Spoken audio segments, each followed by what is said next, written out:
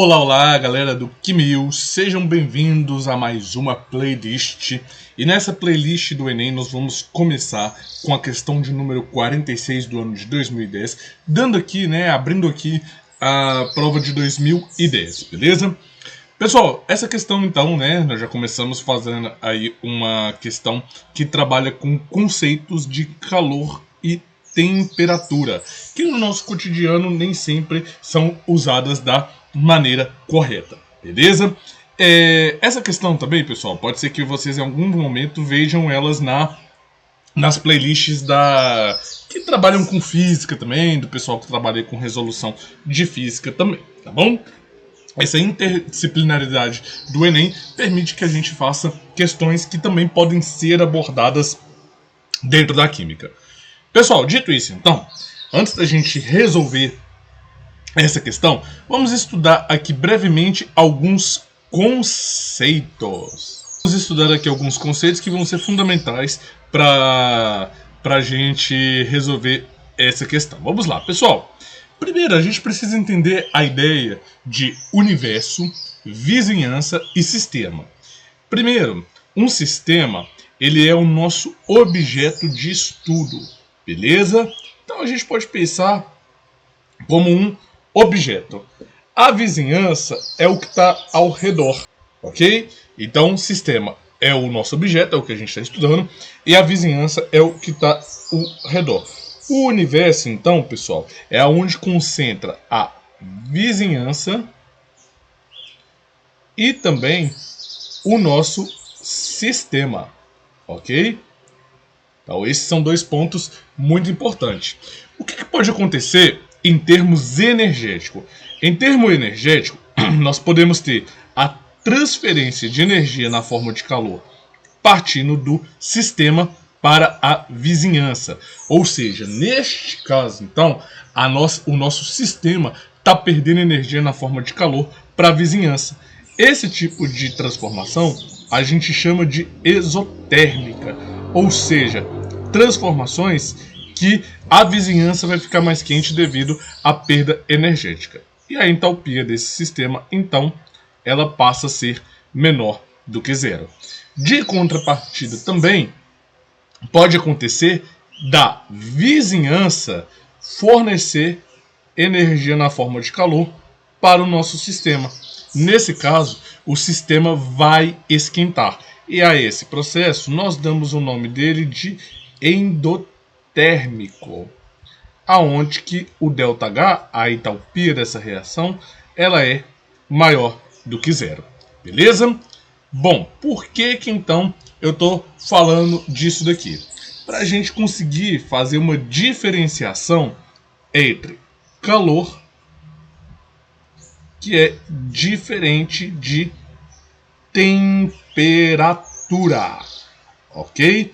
Então esses são alguns conceitozinhos fundamentais para a gente resolver essa questão. Por quê? O calor aqui, pessoal, ele está relacionado com a energia. E a temperatura, podemos dizer que é a medição dessa energia. Ou seja, ela está relacionada ali com sensações de quente e também de frio.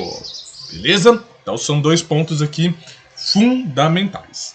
Bom, agora que nós já entendemos que calor é energia, a temperatura é a medição dessa energia e ela está atrelada a sensações de quente e frio, agora sim vamos ver o que a questão está nos perguntando.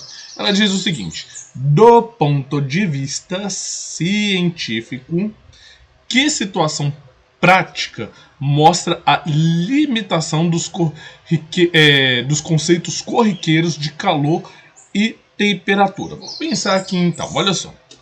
A temperatura da água pode ficar constante, ou seja, sem sofrer variação, durante o tempo que ela estiver fervendo. Pessoal, se a gente está colocando energia, teoricamente a temperatura tinha que aumentar. Ela não poderia ser mantida constante se a gente fosse pensar no senso comum, não é verdade? Então, essa situação prática, ela é uma limitação do que está no senso comum e nós já achamos de cara a resposta, que é a letra A. Beleza? Mas vamos analisar as demais alternativas, só para a gente ter certeza que a A realmente é a correta. Iniciando então aqui pela alternativa B, diz assim: uma mãe coloca a mão na água da banheira do bebê para verificar a temperatura. Vamos pensar. Se ela coloca a mão, quer dizer o quê? Que se a água estiver quente, vai ter uma alta temperatura. Ok.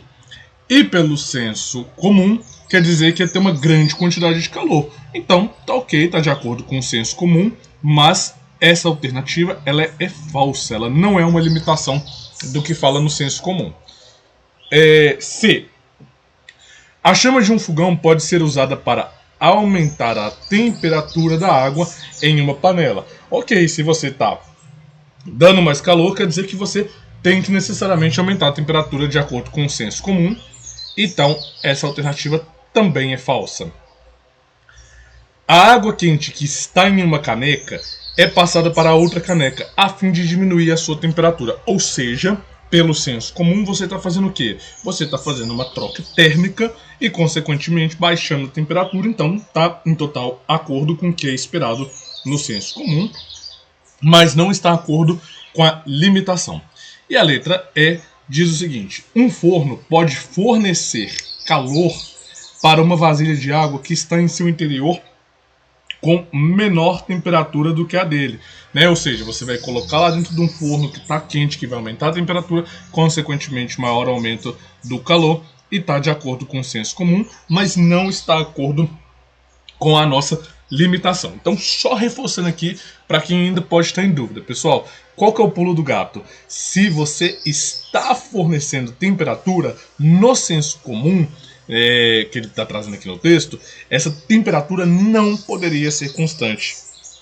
Era esperado que houvesse aumento ou uma elevação da temperatura. Por isso, essa alternativa ela acaba sendo a limitação do senso comum e a resposta é a letra A. Beleza? Curtiu, galera? Já deixa um joinha aqui nesse vídeo e se inscreva no canal para ficar por dentro de todas as novidades.